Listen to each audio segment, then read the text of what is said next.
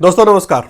कैसे हैं आप भी अगर शोध में कहीं संलिप्त हैं और आप भी शोध के चरणों को समझना चाहते हैं या आपको कई बार समझ में नहीं आता है कि शोध में कौन सा मेथोडोलॉजी कहाँ लागू करें या कहाँ पे कौन सा मेथोडोलॉजी अच्छा होगा, तो ये वीडियो आपकी सहायता कर सकता है। आज हम एक्शन रिसर्च की बात करेंगे। एक्शन रिसर्च होता क्या है, ये क्यों सहायक है और किस क्षेत्रों में इसको लागू किया जाता है। सबसे पहले अगर इसके परिभाषा या इसकी समझ पे जाएं तो एक्शन रिसर्च वह रिसर्च है जिसमें रिसर्चर और जो उसमें पार्टिसिपेट करता है दोनों एक्टिव रहते हैं, यानी कि इन्वॉल्वमेंट का लेवल दोनों का 100% रहता है। इसीलिए इसका नाम भी एक्शन रिसर्च दिया गया है। एक्शन रिसर्च से मतलब यह है कि आप जिसमें एक्टिव रहते हैं, पार्टिसिपेटरी भी होते हैं, इन्वॉल्वमेंट होता है दोनों का, कंट्रीब्यूशन दोनों का होता है। इसीलिए इस रिसर्च को एक्शन रिसर्च करते हैं जिसमें कि जो हमारा विषय होता है और जो रिसर्चर होता है दोनों एक ही जगह पे होता है, दोनों एक्टिवली इन्वॉल्व होता है। तो ये समझ में था।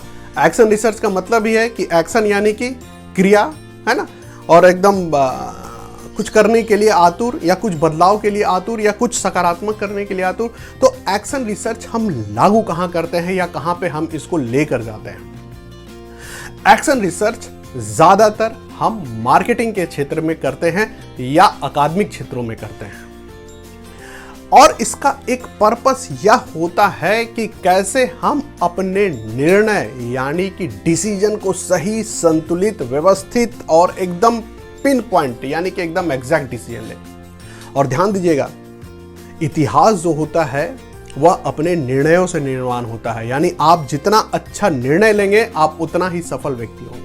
और एक निर्णय आपको कहां से कहां पहुंचा सकती है और एक निर्णय आपको पीछे भी लेके जा सकती है। तो एक्शन रिसर्च के द्वारा आप यह पता करते हैं कि कब, कहां, कैसे, क्या निर्णय लेना है, और आप उसके बाद यह भी मूल्यांकन करते हैं कि जो आपने निर्णय लिया है वह सही, संतुलित और यथार्थ से जुड़ा हुआ है कि नहीं।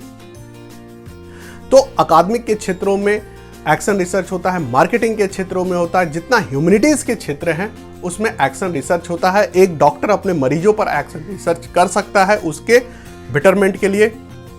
अब इसका पर्पस क्या होता है, क्षेत्र हमने बता दिया। पर्पस निर्णय होता है, सही निर्णय लेना, बदलाव सकारात्मक करना, क्वालिटी इंप्रूवमेंट करना, फास्ट मैकेनिज्म को फास्ट करना। जैसे कि एक टीचर है और वह अपने विद्यार्थियों को जब ऑब्जर्व करता है क्लास में, तो अगर वह पाता है कि विद्यार्थी अगर सक्रिय नहीं है क्लास में, तो वह कोशिश करता है कि क्या करें कि ये सक्रिय हो। अगर वह याद नहीं कर पा रहे हैं, उनको समझ में नहीं आ रही है, तो फिर वह जो सक्रिय विद्यार्थी है या जिसको याद अच्छा होता है उसको ऑब्जर्व करता है कि इसमें क्या क्या क्वालिटी है। तो वो लिखता भी है, क्रॉस क्वेश्चन भी करता है, पूछता है कि घर में जाके कितने घंटे पढ़ाई करते हो, और जो विद्यार्थी सक्रिय नहीं है उसको फिर वह बताता है। तो रिसर्चर ने क्या किया, एक को ऑब्जर्व किया, दूसरे को बताया। अब इसके स्टेप्स पे जाए, यानी एक्शन रिसर्च का एक बता दिया। उसी तरह से अगर मार्केटिंग में उदाहरण ले तो मार्केटिंग में मान लिया जाए कि आपका टीम बहुत अच्छा है, आप रोज मोटिवेट करते हैं, बावजूद उसके आपके सेल्स बढ़ नहीं रहे या आपका प्रॉफिट बढ़ नहीं रहा, तो आप वहां पे एक्शन रिसर्च करते हैं कि उनके जो एक्शन है, यानी जिस तरह वो मार्केटिंग करते हैं, जिस तरह चीजों को लेते हैं और जैसे वो बाजार में लेके जाते हैं, क्या उसमें कोई कमी है या कुछ और इसमें बताना है, या मोटिवेशन का लेवल उनका कम है। तो आप देखते हैं कि उसमें से अगर 10 लोगों का टीम है, अगर एक अच्छा काम कर रहा है तो आप उसको ऑब्जर्व करते हैं कि क्या अच्छाई है उसमें या कैसे वो अच्छा कर पा रहा है, और जो लोग अच्छा नहीं कर पा रहे हैं आप उसको फिर गाइडलाइन देते हैं या आप उसको बताते हैं। तो मार्केटिंग के भी क्षेत्र में किया जा सकता है। उसी तरह से डॉक्टर करता है कि कोई मरीज अगर इंप्रूव कर रहा है और दवा सबको वही दी जा रही है एक ही बीमारी के लिए, तो कोई जो इंप्रूवमेंट है तो उसमें क्यों, यानी कि ये ऑब्जर्वेशन भी है, इसमें एनालिसिस भी है, फिर आउटकम आप इसमें लेके आते हैं। अब एक्शन रिसर्च में स्टेप्स क्या होते हैं, तो सबसे पहले आप समस्या का निर्धारण करते हैं। रिसर्च का मतलब ही है कि पहले आप समस्या का चुनाव करेंगे। The first stage is to choose the problem. What is your problem?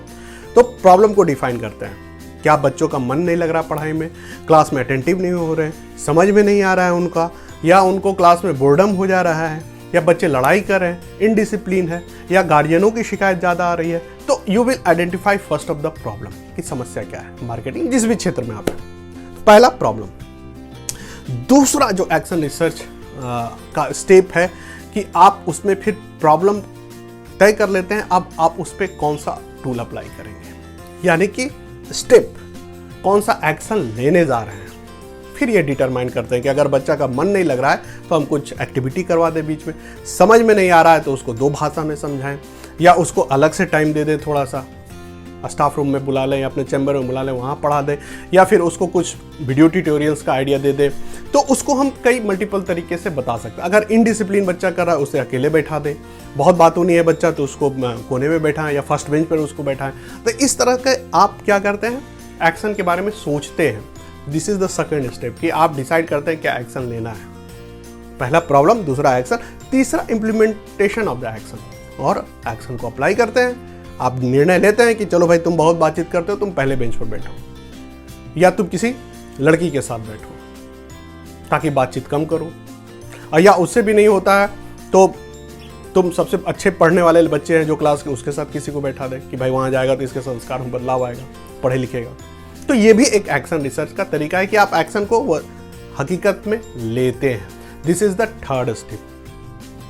Fourth step क्या है, आप इवोल्यूशन करते हैं। आपने एक्शन लिया, अब आप मूल्यांकन कर रहे हैं कि सही हुआ या नहीं, यानी कि जो आपने एक्शन लिया है वह सही काम किया है कि नहीं। अगर किया है या नहीं किया है, दोनों स्थिति में आप फिर डॉक्यूमेंटेशन करते हैं, लिखते हैं उसको कि आपने क्या क्या निर्णय लिया और उसमें कितनी सफलता आपको मिली।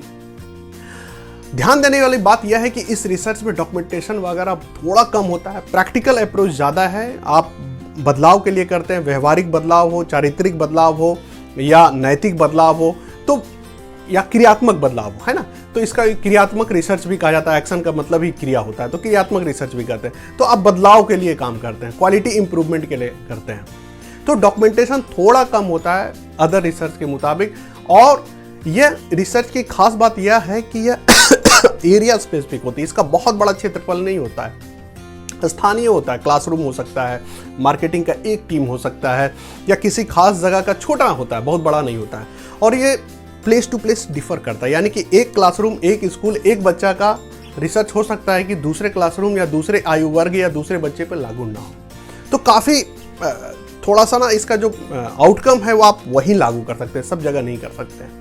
तो ये भी एक एक्शन रिसर्च का ये है कि स्थानीय होता है, एक्टिविटी दोनों तरफ से होती है, बच्चों को भी कंटिन्यूस ऑब्जर्व करते हैं, आप भी वहाँ पे होते हैं, तो पार्टिसिपेटरी भी होता है, प्लस साइक्लिक इन नेचर होता है। अगर एक बार में आपको सॉल्यूशन नहीं मिला, मान लीजिए कि एक बच्चे का आपने समस्या पर देख लिया कि कोई बच्चा बहुत बात करता है, आप उसको उठा के किसी कोने में बैठा दिया, अकेले बैठे, बावजूद उसके वो बात कर रहा है, तो आपने आउटकम में लिखा कि जो एक्शन लिया वो काम नहीं किया। तो आप फिर से साइक्लिक यानी फिर से प्रोसेस में जाते हैं, उस बच्चे को उठा के फिर दूसरी जगह बैठाते हैं। कहाँ बैठाते हैं, तो एक पढ़ने वाले बच्चे के साथ बैठाते हैं। अगर वहाँ भी रिजल्ट नहीं आया तो आप किसी लड़की के साथ बैठाते हैं। तो इस तरह से आप जब कई तरह के एक्शन लेते हैं तो सबका आउटकम को आप देखने की कोशिश करते हैं। इसीलिए साइक्लिक इन नेचर है, कंटिन्यूअस इवॉल्विंग प्रोसेस है।